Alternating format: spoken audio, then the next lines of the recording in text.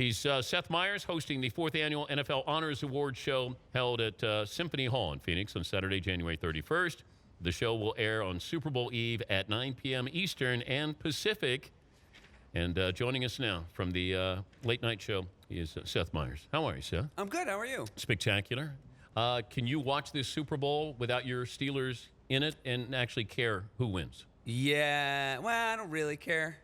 It's hard. But it's two teams that I think play very exciting football, so hopefully just a good game. If you look at sports jokes, now politics as opposed to sports, the challenge between those two, because you're going to do the NFL honors, you're going to have sports jokes. How tough is it for sports jokes as opposed to political humor? I think sports jokes are probably a little easier because I think most athletes come from a place where there's a locker room, and locker rooms tend to have a lot of jokes. They're pretty thick-skinned athletes, and they can also, I think, rest easy knowing that no matter how good my jokes are, they could all beat me in a physical, any sort of physical face-off. Are you going to roast? There'll be some roasting, yeah. I think, having done the ESPYs twice, that always plays really well. So, but at the same time, like, you're there to honor these guys. The players who are there have had incredible seasons. So, you're there for that too. Give me the process, though. How many writers? There's probably about 6 or 7 of us. And, okay, how's it, if I start with an idea and then it sort of goes around and everybody adds and subtracts to it? It's first, everybody send in jokes on Tuesday, this Tuesday. When you go through the you sort of like send out what we would call setups, which we do every night on our show for the monologue, which is somebody compiled all the biggest stories of the year. The players that everybody was talking about. So you send those out. People send in jokes on Tuesday. I compile a first pass at a monologue, and then, we'll do a table read today. And I think that's when you start adding on to it, is when you say, oh, this is really good. Or, you'll be in a situation where you either say, we could use more on Marshawn Lynch, or in this case, we could probably use a few less on Marshawn Lynch. But that's where you're at. Can you go Ray Rice or Adrian Peterson here? I don't think so. Yeah. I don't think anyone in the room would enjoy it. Okay. Yeah. But if you were doing a stand, like, I never know what you can go to, because you'll have comedians who do Bill Cosby jokes. Yeah.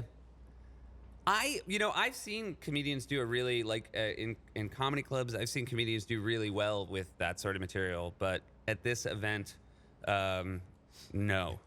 Yeah. Getting up in front of people, when did you know that I'm comfortable with, I'm fine with doing this? Oh, okay, that's a good question. I mean, I started doing improv comedy stuff in college, and that gave me a pretty good sense of it. But as far as fully comfortable, I'm never fully comfortable. Before you walk out for a monologue. But is that good? That yes, you're not I think butterflies are good. Yeah. I think that reminds you that you're about to have an undertaking that requires a bit of focus, and you don't want to have that moment of, oh, this is gonna kill. Well, that's when you see people's comedians' pupils dilate. That moment where they're not killing. Well, when I was on your show the last time, there's a couple of lines where you go, boy, this should be good. This should kill. Yeah. And then you deliver it, and the words come out in slow motion because you're waiting for the audience to respond, and then they don't. And you go, oh, boy, I need help here. Like, it just floated there. Thank God I didn't have any of those moments, of course, on your show. Thinking back, I couldn't remember any. Yeah, but there's those moments where you kind of put it out there, and you're going, that's not that wasn't a good idea, where I thought I could be funny or understand what an audience would understand. The other thing is audiences are different, and we have a thing on our show where you'll have a super hot audience on Monday, and then Tuesday they'll be ice cold, and there's no real rhyme or reason to it. And that, for me, is the oh no moment, is when I walk out and tell the first monologue joke, and because it just, then you're clocking the audience. Yeah. And it's not that joke didn't go well. You could live with that. It's that this audience is going to be here for all the jokes. I don't get to switch them out every joke. Have you ever bailed early on a monologue where you just say, you know what, I'm not gonna do this? It's because of how shows like SNL and shows like Late Night, and when you do the Emmys or you do the NFL honors, your script is on a prompter or a cue card. You can't bail. The only way to bail would actually say to everyone, this is over now. I'm going to go sit at the desk. Yeah, but you can bail on your own show. I've never bailed on my own show, no. But, it's interesting. The White House Correspondents' Dinner, which, because I was at a podium, I actually had jokes on cards. I wasn't reading it off a prompter, so I could actually, on the fly, bail out of jokes. Did you? Yeah, I just, on a few, I realized. And it was funny because it was actually, the reason I bailed on them is I had a lot of jokes about Republican candidates who were thinking about running. And I just realized Obama he didn't want to get caught laughing while you were making fun of his possible competitors. And, you know, he would happily laugh at stuff about Donald Trump because I don't think he took him seriously as a competitor. But other people he didn't want to get caught laughing at. And when he got sort of stone-faced, then you would lose the room. So it wasn't about whether or not it was, you know, over the line or on the right side of the line. It was more just, oh, these aren't going to work. If you guys were all single when you did Saturday Night Live, how different would it have been? Well, I was single for the first half of it. Oh, you did? Yeah. Did you cash in? It was great. It was great. But give me an idea. Well, you're in New York City, so it's already the best place on earth. And then you Ever hook up with a host? No, I didn't. Did you try? No, not really. Well, okay, then you sort of did. So Yeah, you flirted with You're Alec. right. Yeah, that's right. That's what that means. Who did you sort of flirt No, I with? never. I really didn't ever. try Gwyneth to hook up. Paltrow? Did you? No. Alec Baldwin? I have a very low estimation of myself, so all these people that come in, it's not like, oh, this is the week Paltrow is going to fall for me. How tough is it, though, when you know somebody is just not going to be a great host on Saturday Night Live?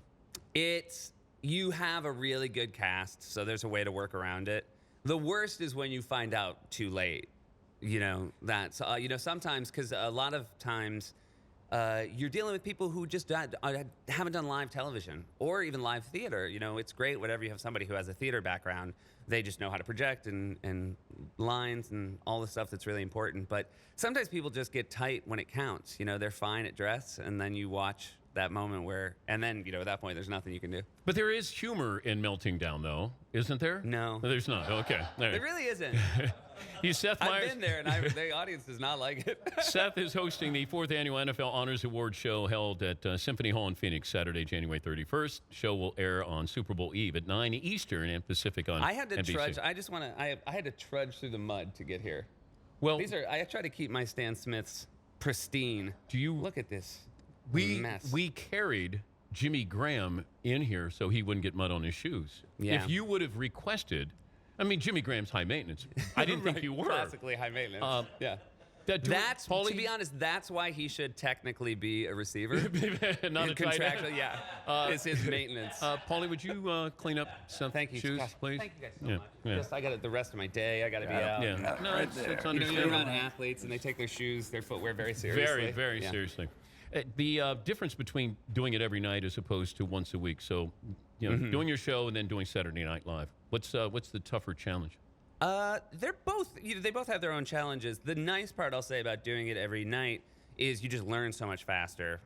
Also, our show is not, when you do a late night show, there's a reason you get to be called the host, whereas at SNL, it's the visiting person is the host. You know, you were on my show, but we called you the guest. Yeah. Whereas if you were on SNL, you'd be the host. And Yeah. so, you know, the host obviously has the biggest impact on how the show goes every night. And when it's the same person every night, you can just have a bit more consistency. So I think consistency is the nicest part about doing a late night show. If I don't get asked back on your show, what's the time period that I should be worried if I don't get asked back? That's a very good question. I think if a calendar year has passed, considering that you are in the world of sports and stuff is happening all the time, Yeah. if you don't hear from us in 12 months, that would be problematic. You know, I had issues with David Letterman. What were your issues? Well, he referred to me as a stooge Yeah. in the Adam Sandler movies. And so I eventually got to go on the show to confront him about calling me a stooge. Awkward TV. Awkward. Was it Oh, fully yeah, awkward? but you know how Letterman is? Yeah. It's purposely awkward. And you're going, it's almost like when Charles Grodin used to go on there. It was just uncomfortable. And then you go in there, and Dave lived up to Dave and made it extremely awkward. How many other talk shows have you done? Have you done a bunch? I've done Letterman probably 10 times. Right.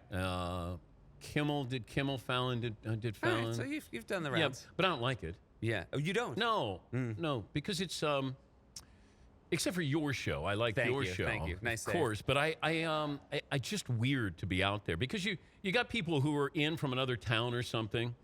They may not know who the hell you are, and then you're trying to say something, and then they decide if they like you or not, or if they have any idea who you are, and you can never be funnier than the host. So You did all right. Yeah, Yeah. Well, The other when I was a guest on shows, you don't know, should I look at the host or should I look at Yeah. all the people that are watching? That's a very, I think, unnatural part of it as well. I just sort of play to the camera when I thought I needed to play to the camera. Yeah. So if you say something, and I you're wouldn't even say play. I would say made love to. made love to. I think when we looked back at the tapes, you made love to the camera.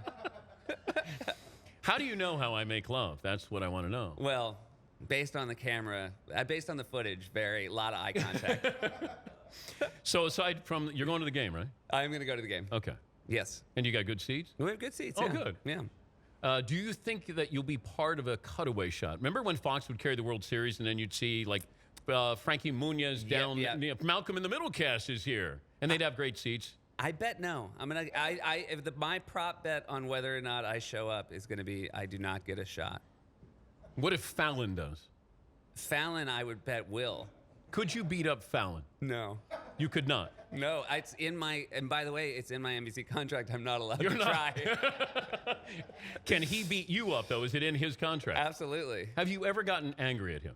No, we started together, and he was always really kind and nice to me at SNL, and certainly, following him is the best time to do late night in the history of late night. Yeah. To be on after Jimmy's Tonight Show has just been outstanding. It's great to see you again. Great to see you too. Now, does the calendar year of being on your show start the last time I was on or right now? Oh, that's a good question. The clock started the last time you were on. Oh, it did? Yeah. Oh, damn. Okay. You've got time. Well, good luck this Saturday night, Seth. And I Thank hope you to very see you much. on your show. The 4th Annual NFL Honors Award Show held at Symphony Hall in Phoenix on Saturday, January 31st. And then you'll see it Super Bowl Eve at 9 Eastern and Pacific on NBC.